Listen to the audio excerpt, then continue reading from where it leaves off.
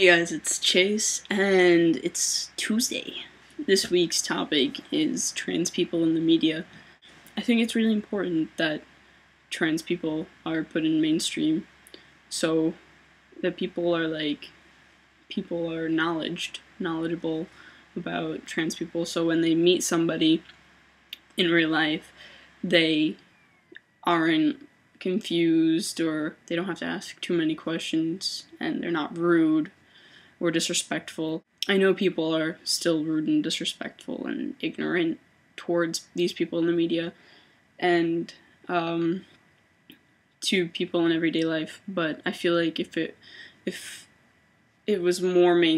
our lifestyle was more mainstream, then people wouldn't be such assholes, including the LGBT community who come across or find out one of their friends are trans. They're like, why? Like, why would you do this? And I mean, it's kind of fucked up because we're in the same boat of being different and of having struggles in our lives and of having people not understanding like what we do.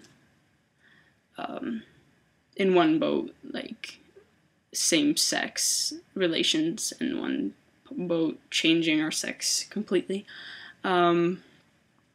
But I think we should all just work together and accept everybody for who they are and what they want to do with their life. These people who are in the media, I feel, do the best they can to show the world who we are and that we're not freaks, that we're just regular, everyday people. One person on my list is Amanda Simpson, who was appointed to a sub-cabinet position by Obama. She's the senior technical advisor to the Department of Commerce. I really could not tell you what she does, but I know she's up there in the political world in the United States, which, is really cool that Obama would recognize her expertise in commerce and appoint her to the position, regardless of her sex. Also, I have Buck Angel, which I honestly don't think he exploits our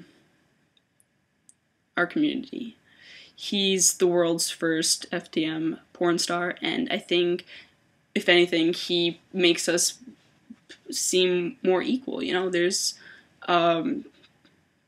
he's the first porn star, and he's not a fetish, he's just a regular porn star, just like all the other porn stars.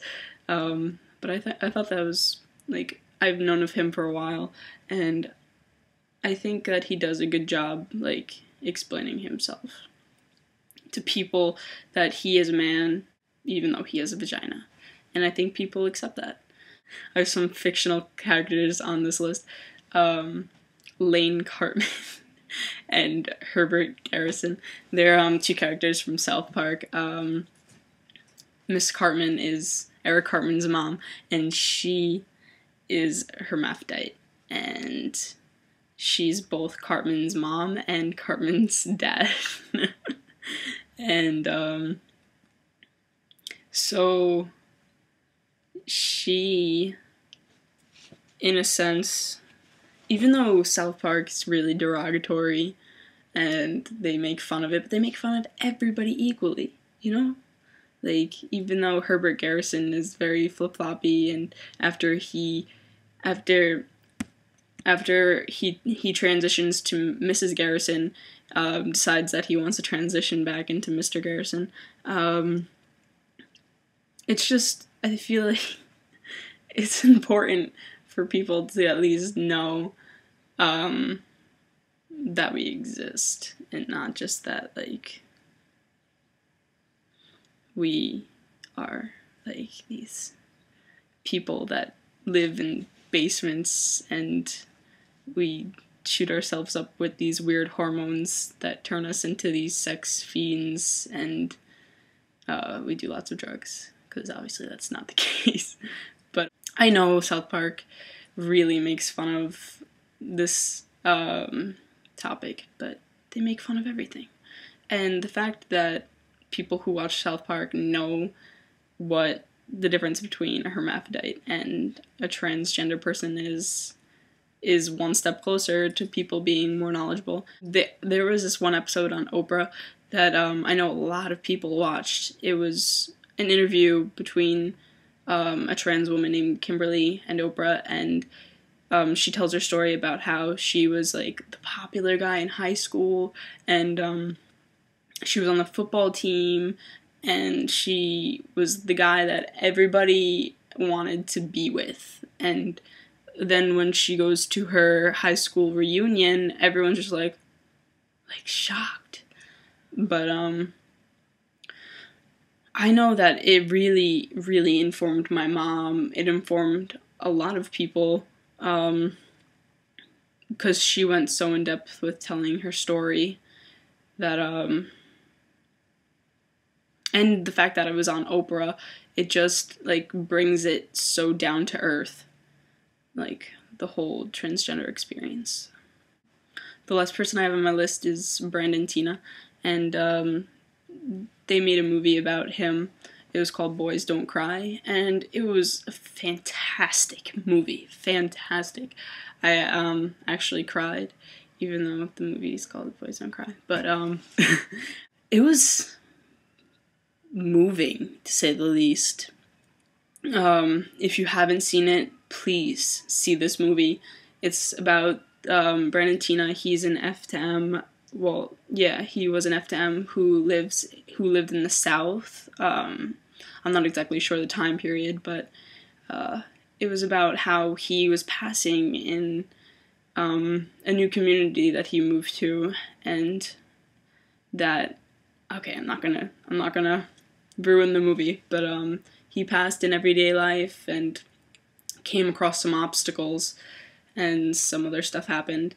But Brandon Tina is definitely a major like figurehead to me, for the trans community, showing how strong the people that we have in our community are, and